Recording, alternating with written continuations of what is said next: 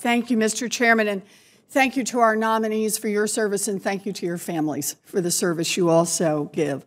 Admiral Davidson and General O'Shaughnessy, I have a number of things that I want to cover in my time today, but I want to start by asking you a question I've asked every other combatant commander.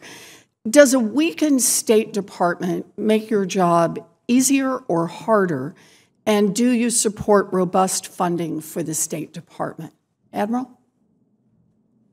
It makes our job harder, and I would support robust funding to help them with their mission, yes. Good. General? Senator, I agree. A robust State Department is definitely in our national interest and certainly makes our job harder if it is not there. Good. I appreciate this. Every combatant commander who has come in here has agreed with the principle that a strong national defense means funding not only our military, but investing in civilian diplomacy and development as well. Now, Admiral Davidson, let me just ask you, only weeks before his appointment was announced, our new National Security Advisor, John Bolton, wrote an op-ed that was entitled, "The Legal Case for Striking North Korea First." I recently returned from the region where I met with our close allies in South Korea and Japan, and they are deeply worried about the implications of a preventive U.S. strike. A Japanese official told me that he feared that any conflict on the Korean Peninsula would quickly spread to the region. So, Admiral, can you expand on your view of the impact of a conflict in North Korea for U.S. forces and what it means for our allies and partners in the region? I think any kind of conflict with North Korea, you have to plan for all the potential enemy courses of action that might result in severe consequences for all parties involved.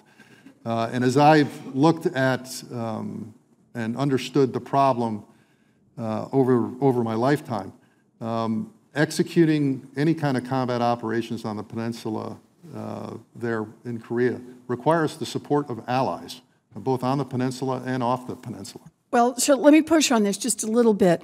The Trump administration recently released National Defense Strategy says that long-term strategic competitions with China and Russia are the principal priorities. That's a quote. For the Department of Defense, the strategy stresses the need to modernize existing equipment, invest in advanced capabilities, and enhance the readiness of the joint force for a high-end fight.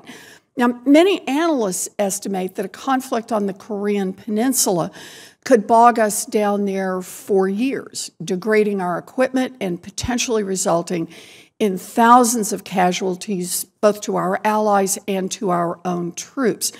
So, Admiral, what would be the impact of a long-term conflict on the Korean Peninsula on our ability to prepare for a high-end conflict like those that are described in the defense strategy?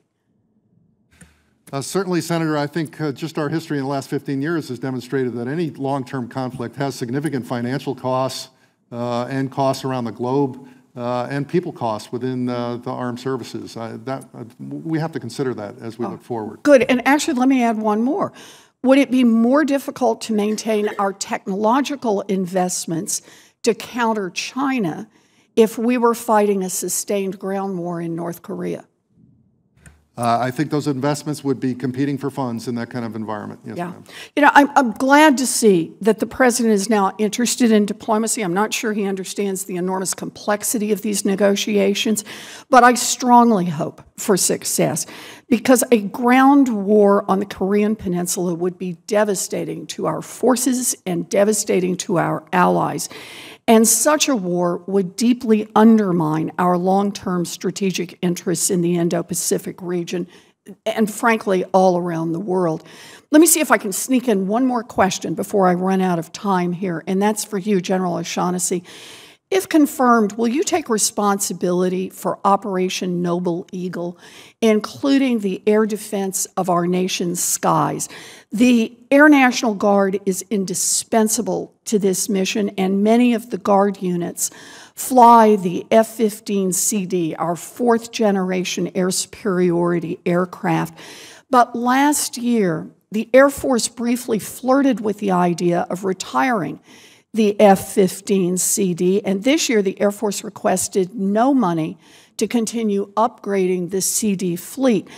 We have more than 400 F-15s in our inventory, and the majority of them are used by the Guard. The Air Force says they want to replace the F-15s with the 5th generation F-35s, and I'm all for that. But they also say they won't acquire a sufficient number of the F-35s to do that for more than 20 years. So if I can ask you, and I'm out of time here, but if I can just ask on this question, can we afford to wait 20 years to replace the capacity that the F-15s currently provide? And let me ask if you support continuing to maintain and upgrade these aircraft as previously planned so they can continue to fly. Senator, the F-15 is a very capable aircraft, and the way I would look at this is, to your point, but we need to maintain our overall capability and capacity. In doing so, I would work closely with the Air Force, if I was confirmed, to make sure we maintain that capability and capacity that is relevant to the threats that we will be facing.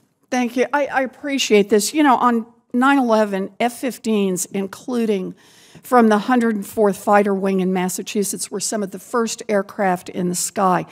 These are our citizen airmen, and they have protected our nation from the skies 24 hours a day, 365 days a year for over 16 years now. We owe it to them to make sure that they have the equipment and the resources they need. Thank you, Mr. Chairman.